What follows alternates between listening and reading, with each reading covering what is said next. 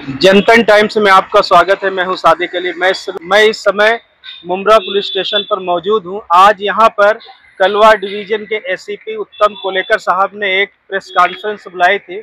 उस press conference में उन्होंने बताया कि पिछले एक हफ्ता के अंदर 3 हत्याएं हुई। पहली हत्या 7 मार्च को हुई कलवा के अंदर, हालांकि आरोपी को गिरफ्तार कर लिया गया है। दूसरी हत्या 11 मार्च को खान कंपाउंड में हुई।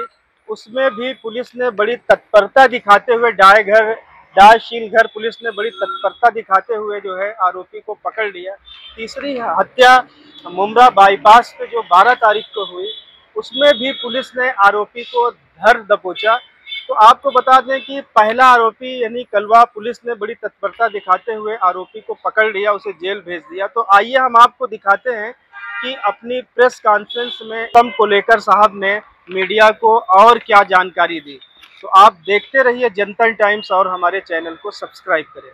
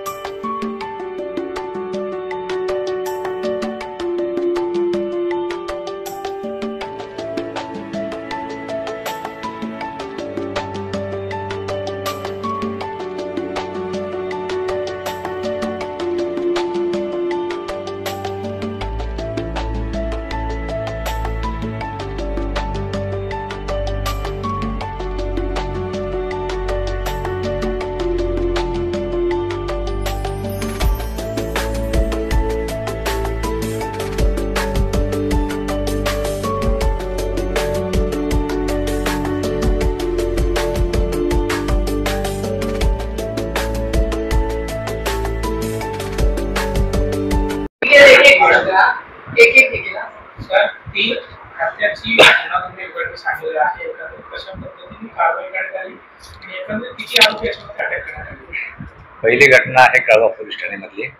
7 मार्चला सकाळी 9:30 वाजण्याच्या सुमाराला कळवा पोलीस स्टेशनला संदेश मिळाला की इटावा बस स्टॉपच्या पाठीमागे ओपन स्टेजवर एका इसमाच्या डोक्यामध्ये दगड मारून त्याची हत्या करण्यात आलेली आहे. त्यावरून त्या ठिकाणी मी तसेच कळवा पोलीस स्टेशनचे सिनियर पी अशोक गुप्तेकर यांच्या टी व्ही पथकातले PI पिंपळे बाकी स्टाफ त्या ठिकाणी पोहोचलो. घटनेचा आम्ही त्या ठिकाणी घटनास्थळाचा पंचनामा केला आणि अंदाज घेतला की काय झालं असं या ठिकाणी. त्यानंतर आम्ही 3 पथकं स्थापन केली. 3 पथकं 3 अँगलवर आम्ही तपास करत होतो. पहिल्यांदा जो माणूस मयत झाला आहे त्याला त्याची ओळख पटवणं महत्त्वाचं होतं. त्याची ओळख पटवण्यात आली.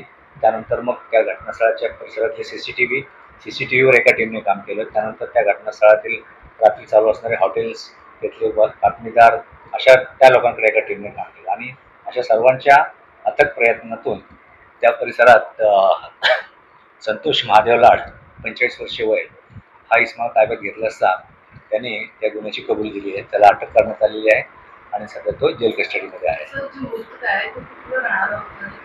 मृतक हा त्याचं वय साधारण 35 वर्षे वय आहे आणि तो मूळचा राहणारा झारखंडचा आहे आणि या ठिकाणी तो भिक्षेकरी टाईप असं राहत होता. भीकमागून वगैरे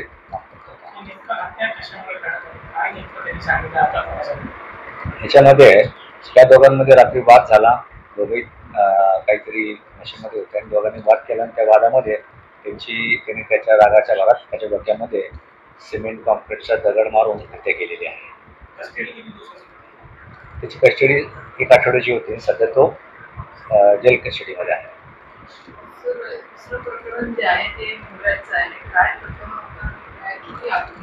दुसरं प्रकरण आहे शीळ डायगर पोलीस स्टेशनच्या हद्दीमधलं.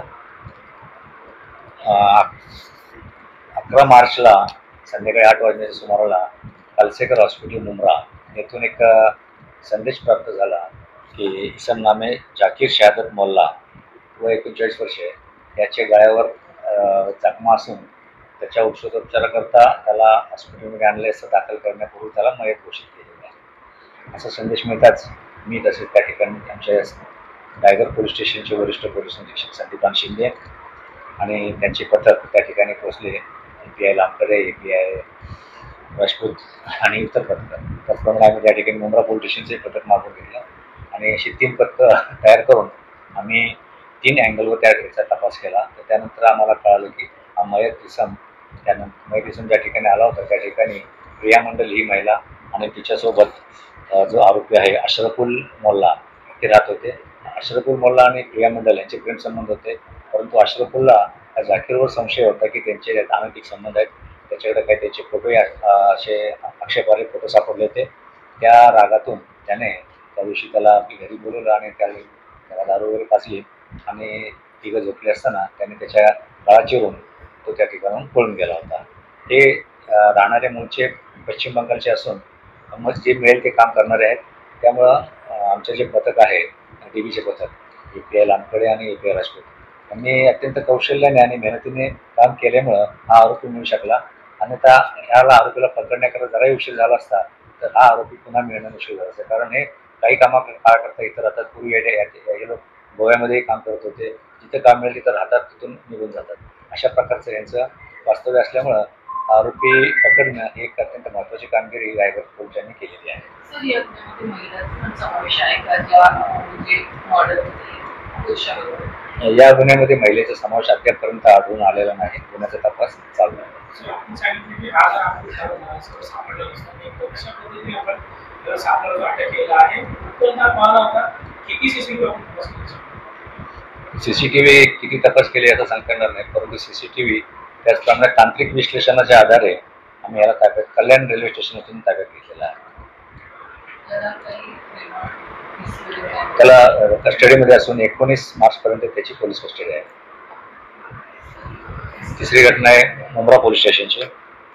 12 मार्च रोजी मुंब्रा पोलीस स्टेशनला सायन हॉस्पिटल येथून संदेश प्राप्त झाला की इसम नामे मोहम्मद राहुल अजिम वाई वय 25 वर्ष त्याच्या गळ्यावर जखमा झाल्याने त्याला औषधोपचाराने सायन हॉस्पिटल येथे आणले असता औषधोपचार चालू असताना मयत झालेला आहे.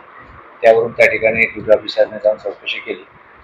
त्यानंतर चौकशीमध्ये असं निष्पन्न झालं की हा मयत जो आहे देवरीपाडा सिम्बाविशेष हायस्कूलच्या बाजूला मुंब्रा बायपास या ठिकाणी राहणार आहे आणि 11 तारखेला रात्रीच्या सुमारास त्याच्या परिसरामध्ये त्याचं भांडण झालं होतं. तिथल्या एका इसमाने त्याला गाड्यावर वार केल्यामुळे त्याला प्रथम शिवाजी हॉस्पिटल कळवा येथे नेण्यात आलं होतं आणि तिथून पुढील औषधोपचाराकरता सायन हॉस्पिटलमध्ये नेले असता तिथं औषधोपचार चालू असताना तो मयत झालेला आहे.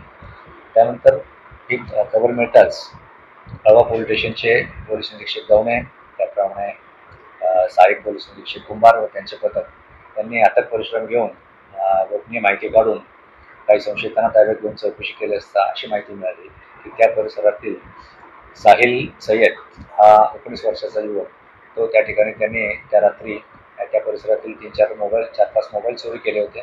त्यामध्ये माहिताचाही मोबाईल चोरी केला होता. ज्यावेळी माहिताला कळाले की आपला मोबाईल चोरी केलेला तो माणूस आहे, तो जाऊन तो मोबाईल घ्यायला गेला. त्यावेळी त्या साहिलची त्याची झाटापट झाली. त्यामध्ये साहिलने त्याच्या गळ्यावर कथेसारख्या हत्याराने वार केले होते आणि त्यानंतर तो पळून गेला होता. त्यानंतर तो वेगवेगळ्या ठिकाणी लपत होता. त्यावरून API कुंभार आणि त्यांच्या पथकाने वेगवेगळ्या माध्यमातून त्याची माहिती काढून त्याला ताब्यात घेतल्याचं त्यांनी गुन्ह्याची कबूल दिलेली आहे आणि त्याला आम्ही लवकरच न्यायालयामध्ये हजर करत आहोत. अजून न्यायालयात हजर केलेलं नाही.